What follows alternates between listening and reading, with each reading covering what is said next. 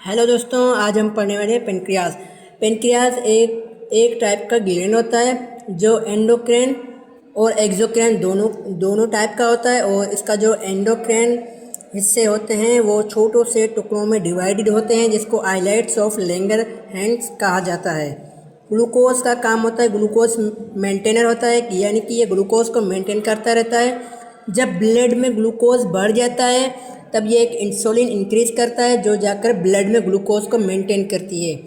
जब ब्लड में ग्लूकोज कम हो जाता है तब ये एक हार्मोन इंक्रीज करता है, ग्लूकागोन, जो जाकर जब ये ग्लूकोज ब्लड में ग्लूकोज कम हो जाता है तब ये एक हार्मोन इंक्रीज करता है, ग्लाइकोगोन, जो जाकर ब्लड में ग्लूकोज को बढ़ाता है। और इस तरह ये ग्लूकोज को मेंटेन करता रहता है। अगर ग्लूकोज बढ़ जाता है तो ग्लूकोज को इंसुलिन इंक्रीज करके ग्लूकोज को कम करता है। जब ग्लूकोज कम हो जाता है तब ये एक हार्मोन ग्लाइकोगोन इंक्रीज करके ग्लूकोज को बढ़ाता है। आई होप आपको पेनक्रियास का काम और पेनक्रियास क्या होता है आपको समझ में आ गया होगा। हेलो दोस्तों, आज हम पढ़ने वाले हैं पेनक्रियास। पेनक्रियास एक टाइप का ग्लैंड होता है जो एंडोक्राइन और एक्सोक्राइन दोनों टाइप का होता है। और इसका जो एंडोक्राइन हिस्से होते हैं वो छोटों से टुकड़ों में डिवाइडेड होते हैं, जिसको आइलैट्स ऑफ लैंगरहैंस कहा जाता है। ग्लूकोज का काम होता है, ग्लूकोज मेंटेनर होता है, यानी कि ये ग्लूकोज को मेंटेन करता रहता है।